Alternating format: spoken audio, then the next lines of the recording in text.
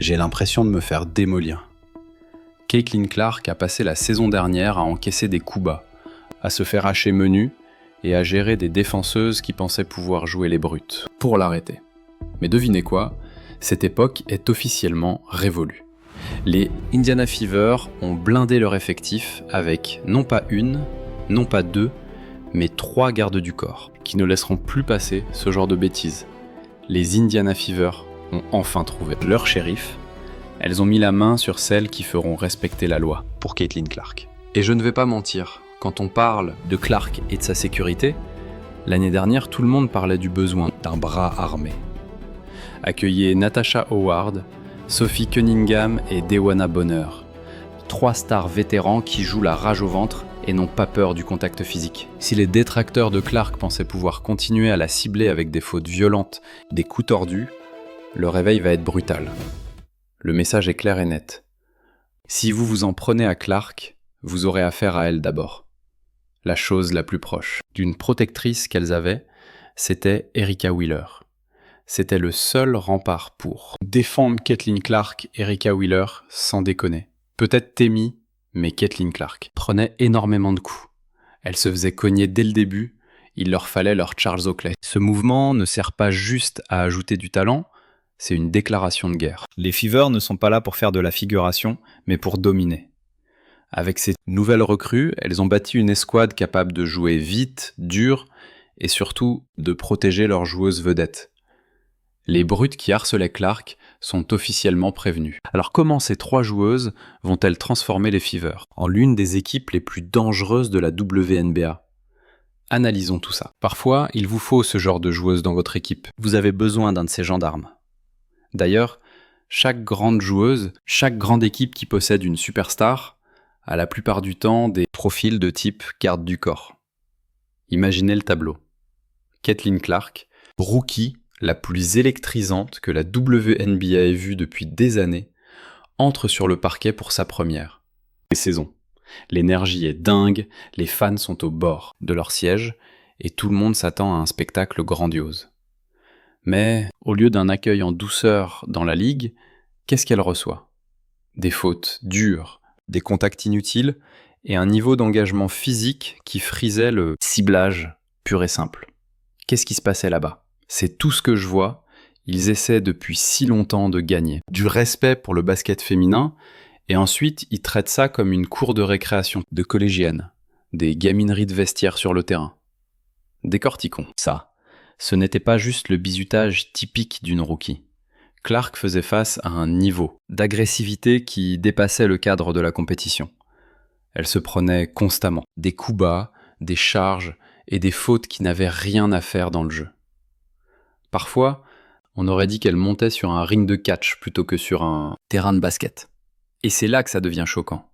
Clark n'était pas juste une rookie de plus qui s'adaptait au jeu physique, elle était visée personnellement. Les chiffres ne mentent pas. Un stupéfiant, 17% de toutes les fautes flagrantes de la WNBA la saison dernière ont été commises contre elle.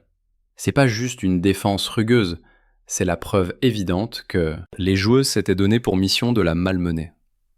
Maintenant, quelle petite fille a envie de grandir et de jouer dans une ligue où l'on est ciblé de la sorte ? Comment pouvez-vous vous asseoir là, professer et exiger que tout le monde prenne... Comment espérer qu'on respecte le sport féminin quand certaines se comportent comme des gamines jouant les divas de cours de récré sur le terrain ? C'est franchement ridicule, on se croirait dans une mauvaise telenovela. Et devinez qui mène ce cirque. Le Chicago Sky, bien sûr. Tenez-vous bien, un hallucinant 80% des fautes flagrantes subies par Clark venaient de cette seule équipe. Ce n'est pas un hasard, c'est une déclaration de guerre. Elle ne cherchait pas à défendre, elle voulait l'abattre et envoyer un message clair. Mais pourquoi ? Intimidation ? Pure frustration ou une vieille méthode pour casser l'élan d'une étoile montante ? Peu importe la raison, c'était évident. L'aura de Clark dérangeait, et pas qu'un peu. L'exemple le plus brutal ? Il nous vient directement d'Angel Reese. Imaginez la scène. Clark pénètre dans la raquette, les yeux rivés sur le cercle, quand soudain, bam ! Reese la dézingue et l'envoie valser au parquet. Stupeur dans la salle. Tout le monde retient son souffle. Va-t-elle se relever ? Le choc était si violent que même les commentateurs se demandaient si on n'avait pas franchi la ligne rouge. Mais Clark, c'est une guerrière, faite d'un autre bois. Elle s'est époustée, s'est relevée, et a repris le jeu comme si de rien n'était. On est allé au charbon un paquet de fois sans obtenir de coup de sifflet, et en revoyant les images, j'ai vu beaucoup de fautes oubliées. Faut croire que certains ont droit à un sifflet. V.I.P. C'est ça qui distingue Clark, un sang-froid olympien sous la pression. Pendant que les autres débattaient de la violence des coups, elle restait focus. Même après ce coup bas flagrant de Chennedy Carter, la réaction de Clark a été limpide. Ce n'est pas du basket. Mais elle a continué à jouer, sans pleurnicher, sans chercher vengeance. Juste ce mental d'acier qui forge légende. Et Clark, c'était clairement une faute qui a été sifflée. La vraie question, c'est, vont-ils enfin sanctionner ces gestes inutiles de Chennedy Carter ? Mais si Clark a prouvé qu'elle pouvait tout encaisser, la direction du Fever a compris qu'il fallait agir. Hors de question de la laisser sans protection une saison de plus. Ils ont sorti l'artillerie lourde. Et avec l'arrivée de véritables gardes du corps, l'Indiana s'assure que plus personne ne s'amusera à brutaliser Clark. Qui sont ces nouveaux shérifs et comment vont-elles transformer le visage du Fever ? Allez, on décortique. La signature de Natasha Howard est un bond de géant, le Indiana Fever dans sa quête du titre. Avec Howard, l'équipe récupère une triple championne WNBA, une défenseuse de l'année, une All-Star et une vétérane avec plus de 300 matchs au compteur. Natasha Howard n'est pas juste. Une recrue de plus pour l'Indiana. C'est le bras armé qu'il manquait. Dès son entrée dans le vestiaire, le ton était donné. Caitlin Clark naît, plus une cible facile. Pour ceux qui dorment au fond, Howard c'est 3 bagues de championne, un titre de meilleure défenseuse et une dureté qui métamorphose l'ADN d'une équipe. Elle n'est pas là pour faire de la figuration, elle est là pour garantir que l'époque où on malmenait Clark est révolue. Mais attendez, on n'a même pas encore parlé de sa spécialité, la défense. Élue défenseuse de l'année en 2019, elle a fini dans le top 10 des votes pour ce trophée à 3 reprises durant sa carrière. Howard tourne à au moins 1 contre et 1 interception par match à chaque, au cours de ses 7 dernières saisons, et c'est cette polyvalence qui fait d'elle une véritable machine de guerre en défense. L'an passé, Clark a dû subir un traitement physique brutal et incessant de la part de défenseuses persuadées de pouvoir la malmener en toute impunité. Mais aujourd'hui, mêmes adversaires vont devoir y réfléchir à 2 fois avant de tenter le moindre coup tordu. La simple présence de Howard suffit à faire basculer le rapport de force rien qu'en se tenant. Aux côtés de Clark sur le parquet, elle impose un respect immédiat. Mais attention, Howard n'est pas là seulement pour jouer les gardes du corps, elle métamorphose le jeu des 2 côtés du terrain. La saison dernière, elle tournait à 17,6 points, 6,7 rebonds et près de 3 passes décisives par match. Des stats dignes de l'élite. Et cerise sur le gâteau, elle sait écarter le jeu grâce à son adresse derrière la ligne des 3 points. Elle va offrir des boulevards à Clark Kelsey Mitchell et à Leah Boston pour qu'elle puisse s'exprimer pleinement l'an dernier avec un minimum de 25 matchs joués.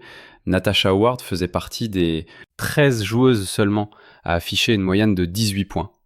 Elle figurait aussi parmi les 16 à capter 7 rebonds par rencontre. Et si on cherche celles qui ont cumulé 18 points et 7 rebonds, la liste est courte et prestigieuse. A'ja Wilson, Breanna Stewart, Napheesa Collier, Brittney Griner et bien sûr Natasha Howard. Cela dit, c'est en défense qu'elle brille vraiment. Ce n'est pas un hasard si elle a été élue meilleure défenseuse de l'année en 2019. C'est un véritable cauchemar pour quiconque essaie de marquer dans la raquette son envergure. Son impact physique et son agressivité rendent la vie impossible à toutes celles qui osent la défier. Et quand il s'agit de protéger ses coéquipières, disons simplement qu'elle est connue pour ne jamais se défiler dans les moments chauds. Et voici peut-être l'atout le plus précieux de son arrivée, son expérience. En play-off, le Fever est une équipe jeune, bourrée de potentiel, mais pour aller loin en phase finale. Il faut un sang-froid et un leadership que seuls les vétérans peuvent. Apporter Howard à disputer plus de 50 matchs de post-saison, et ce genre de vécu n'a pas de prix. Elle connaît la recette pour gagner, et elle amène cette mentalité de gagnante dans l'Indiana.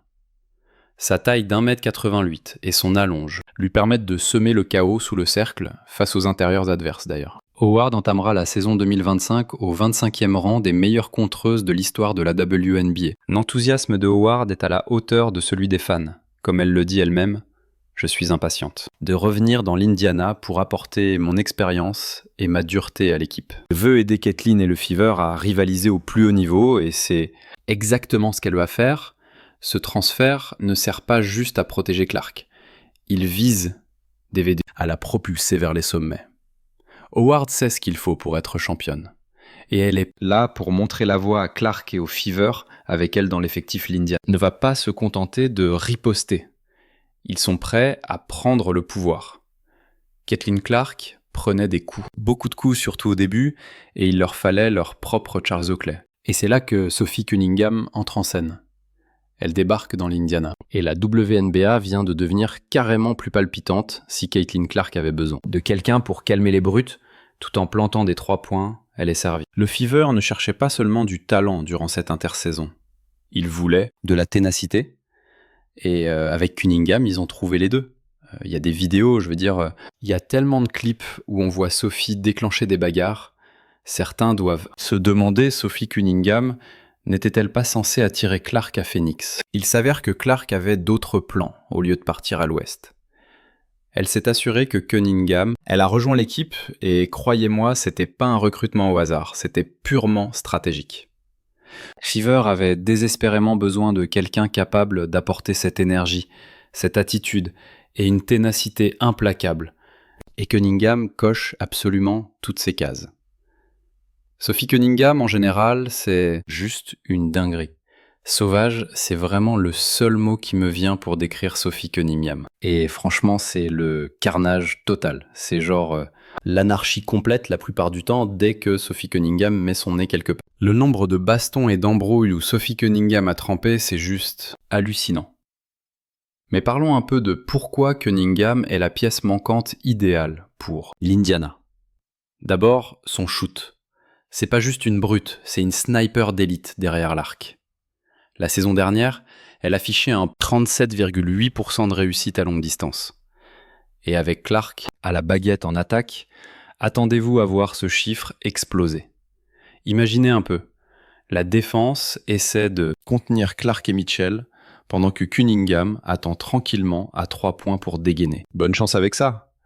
Regardez, elle plante un 3 points, Maïcha Heinz-Allen lui fait faute, et ensuite essaie de lui marcher dessus. Et là, Sophie lui chope direct la jambe. Personne n'ose approcher Maïcha. Heinz-Allen, mais non! Sophie Cunningham, elle déclenche les hostilités. Les arbitres tentent de séparer tout le monde.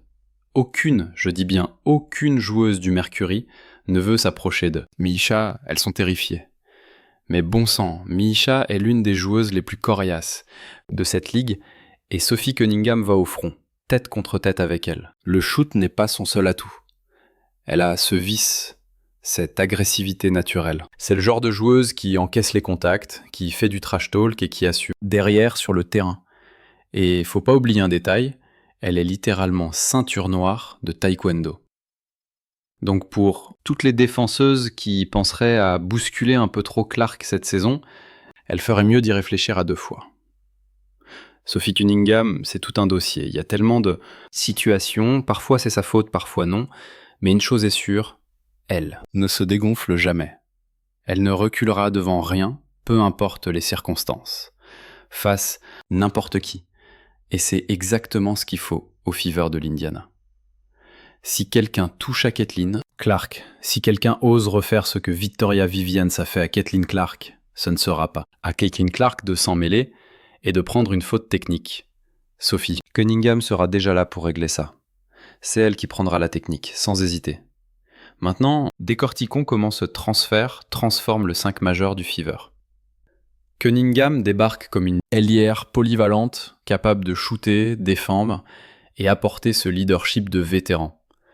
elle tournait à 8, 4 points, 3,9 rebonds et 2,0 passes décisives par match la saison dernière. Pas des stats de superstar, ok, mais c'est pile ce qu'il fallait à Indiana. Elle va pas réclamer le ballon, mais quand elle l'aura, elle fera payer l'addition aux défenses. Regardez Sophie. Cunningham qui défend sur l'écran là, elle se prend un tampon énorme. Bon, rien de gravissime, mais elle est au sol et là, après avoir encaissé le choc, elle se relève juste et elle rigole. Elle se relève, elle se marre. Mais plus important encore, Cunningham est le genre de joueuse qui vit moments sous haute pression. Elle est solide, elle a de la bouteille et elle ne recule jamais devant un défi. Que ce soit pour planter un 3 points décisif, cadenasser une arrière adverse ou s'interposer quand ça commence à chauffer, elle est toujours au taquet. Elle encaisse le gros choc, elle tombe, logique, mais elle se relève et se marre. Genre, ça c'est vraiment un truc où tu te dis, ok ouais, on a affaire à quelqu'un qui est... Il y a une vraie dureté chez Sophie Cunningham, c'est indéniable. Elle n'est absolument pas effrayée. Et parlons un peu du spacing. La présence de Cunningham oblige les défenses. Les défenses adverses ne pourront plus se contenter d'asphyxier Clark et Boston dans la raquette. Si elles tentent une prise à 2, Cunningham sera en embuscade derrière l'arc, prête à les sanctionner. Sa capacité à écarter, le jeu va rendre l'attaque du Fever carrément létale. C'est une signature stratégique, pas seulement pour son adresse au tir, mais pour ce rôle crucial de garde du corps, attitré de Caitlin Clark. La grande interrogation reste l'alchimie sur le terrain. Comment le style rentre-dedans de Cunningham va-t-il se marier avec la finesse technique de Clark ? Sera-t-elle le shérif dans la explosive ? Une chose est certaine, l'Indiana vient de gagner en muscles et en caractère. Et le reste de la WNBA a intérêt à se méfier. C'est une joueuse au QI basket incroyable, on a déjà vu l'étendue de son talent dès sa saison rookie. Elle sait servir ses coéquipières, dans le bon timing pour les mettre sur orbite, c'est capital. De mon côté, je veux lui apporter ce leadership et cette expérience pour qu'elle décrypte mieux les rouages de la ligue. Comme je l'ai dit, quand les playoffs arriveront, elle sera prête au combat. Dewana Bonheur ne vient pas chez le Fever pour faire de la figuration ou combler un vide dans l'effectif. Elle débarque pour métamorphoser la culture de l'équipe, injecter un ADN de championne et transformer cette jeune escouade en une véritable machine de guerre. Le message est clair. Fini la reconstruction. Place à la victoire immédiate. Avec 2 bagues de championne WNBA à son actif, de multiples sélections au All-Star Game et un statut d'ailière ultra polyvalente, Bonheur apporte une valise pleine d'expérience, de leadership et une mentalité de tueuse. Dès le premier entre-deux dans l'Indiana, l'objectif sera la gagne. Imaginez un peu l'allure du 5 majeur. Bonheur sur le parquet aux côtés du Fever, avec Alia Boston qui verrouille la peinture, Caitlin Clark à la baguette, Kelsey Mitchell qui artille de loin et Sophie Cunningham qui amène sa grinta légendaire. Ajoutez à ça la défense d'élite de Bonheur, son sang-froid dans le money time et sa capacité unique à étirer le jeu. On ne parle pas d'un simple ajustement, mais d'une refonte totale. L'arrivée de Bonheur propulse l'Indiana du statut d'équipe prometteuse à celui de prétendant légitime au titre suprême. Qu'est-ce qui vous emballe le plus dans ce défi ? Eh bien, elles ont des pépites dynamiques comme Sissi, Kelsey Mitchell, AB et Lexi Hull. Le noyau dur est excellent, alors pourquoi ne pas s'y greffer et tenter de franchir un cap ensemble ? Les playoffs, elles y ont goûté au premier tour, et je les ai affrontées à ce moment-là. La manière dont elles ont réagi lors du 2e match m'a vraiment donné envie de les rejoindre. Elles n'ont rien lâché. Elles se sont battues pour revenir au score et ont failli nous renverser. C'est cet esprit de guerrière qui me plaît, mais ce qui rend Bonheur vraiment spécial, au-delà de sa technique, c'est son investissement total envers ses coéquipières. Elle ne vient pas juste pointer à l'usine. Elle s'implique activement pour propulser Clark, Boston et Mitchell vers les sommets. Elle analyse déjà leurs habitudes de jeu, décortique les vidéos, pour sublimer leurs points forts. C'est toute la différence entre une vétérane en pré-retraite et une leader déterminée à laisser un héritage durable. Le Fever avait toutes les cartes en main, il manquait juste ce zeste de vécu et de dureté pour lier la sauce. Et Bonner pourrait bien être le chaînon manquant, qui fera de cette équipe une terreur des parquets. Comme je l'ai dit, j'espère pouvoir en faire partie. C'est le déclic qu'on attendait pour faire de cette team un véritable rouleau compresseur, comme je l'avais prédit. Je croise les doigts pour réussir à, si je peux lui faciliter la tâche et qu'elle peut en faire autant pour moi, c'est gagnant-gagnant. Mais oui, je pense sincèrement que c'est une personne en or. Le courant passe super bien entre nous. On a fait une grosse séance ce matin, on s'est éclaté, c'est vraiment une gamine géniale, super fun. Parlons maintenant de cette alchimie entre Bonner et Caitlin Clark. Bonner a partagé le terrain avec certaines des plus grandes arrières de l'histoire de la WNBA, mais elle décèle chez Clark une aura unique. C'est pas juste ses tirs du parking ou sa capacité à sortir des passes venues d'ailleurs, c'est sa rage de vaincre inébranlable. Clark joue avec la dalle, une revanche à prendre sur la vie, et Bonner respecte ça énormément. Elle sait comment pousser les joueuses d'élite à se dépasser et elle débarque pour guider Clark vers le statut de superstar. Elles ont eu cette période de folie où c'était l'équipe la plus soudée du moment. Elle revenait des bas-fonds pour grimper en flèche. Elle continuait de progresser et c'était devenu l'équipe piège par excellence, le genre d'adversaire que tu veux absolument éviter en play-off. On a eu ce duel et je pense que notre expérience a fait la différence. Mais lors du deuxième match, elles ont débarqué avec une autre énergie. C'était comme si elles suivaient une trajectoire fulgurante. Littéralement la fièvre qui monte, juste après le All-Star Game. C'est hyper excitant à observer pour moi et ça a clairement pesé dans la balance au moment de prendre ma décision. Rappelez-vous la saison dernière, la Fever frappait. Avec insistance à la porte du succès, il y a eu des matchs où elles semblaient invincibles. Des moments où leur potentiel crevait l'écran. Mais ce qui leur manquait, c'était le métier. Quelqu'un qui sait ce qu'il faut pour plier l'affaire en post-saison, pour tuer les matchs sous pression et mener une équipe quand les enjeux sont maximaux. C'est exactement l'ADN de Bonner. Elle n'est pas juste ravie de jouer avec Clark. Elle est déterminée à la faire passer au niveau supérieur. Apporter cette expérience à un groupe jeune qui mûrit, qu'est-ce que tu peux offrir ? J'espère pouvoir apporter ce leadership nécessaire. Je sens que l'année dernière leur a servi de leçon pour comprendre la dynamique des séries éliminatoires. C'est un tout autre sport quand les playoffs débutent. C'est une équipe jeune, certes, mais talentueuse. J'espère juste transmettre ce savoir et expliquer les codes des phases finales pour qu'on soit prêt au combat. Faut éviter de se prendre un KO d'entrée de jeu parce que c'est dur de s'en remettre. Si tu rates la première marche, c'est quasi impossible de revenir et d'essayer de gagner 2 fois de suite contre des vétérans, mais je pense qu'elles ont le niveau. Alors, l'arrivée de Bonner change quoi pour l'Indiana ? En un mot, tout. Pour une équipe qui apprend encore à gagner, son vécu en play-off et sa mentalité de championne pourraient être la pièce manquante du puzzle. Elle a connu les tranchées, phase finale. Elle a performé sous une pression asphyxiante. Et elle injecte tout ça dans une équipe en plein essor. C'est plus qu'une simple signature de vétéran, c'est un message fort. La Fever a fini d'attendre le futur. Le futur, c'est maintenant. La Fever vient d'ajouter une machine à gagner à un effectif déjà bourré. Crack. Bonner, Clark, Boston, Mitchell. On ne parle plus juste d'une équipe sympa à regarder, mais d'une armada capable d'aller au bout. La seule question qui reste, êtes-vous prêt pour le show Indiana Fever ? Parce que ça va arriver très vite. Votre équipe actuelle a fait des mouvements intéressants ces derniers jours. Quel est votre sentiment sur ce nouveau visage ? Que prend soudainement votre effectif ? Je suis impatiente. C'est clair qu'on a fait des ajustements majeurs. Et là, ça se voit direct que je suis en feu. Évidemment, tu te doutes bien qu'on a fait des recrutements de génie. Kelly, Amber et toute la direction du Fever sont en ébullition. C'est une évidence, leur stratégie c'est de gagner tout de suite. Et ça c'est capital. Honnêtement, ils sont en train d'assembler une équipe de choc, des éléments qui vont se compléter à la perfection.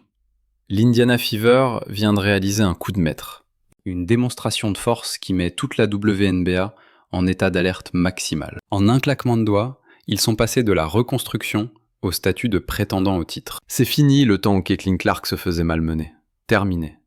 Les brutes qui pensaient pouvoir s'en tirer avec des coups bas vont avoir un réveil très très brutal. Avec Natasha Howard, Sophie Cunningham et Dewana Bonner qui débarquent avec leur hargne. Et leur expérience, le Fever a trouvé l'alchimie parfaite entre technique et agressivité. Clark a désormais une armée pour la protéger. Cette équipe ne vient pas juste pour jouer, elle vient pour dominer. Le message est clair.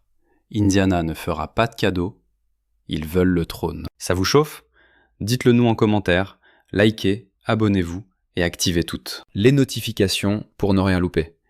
Cliquez sur la vidéo à l'écran et on se retrouve tout de suite dans la prochaine.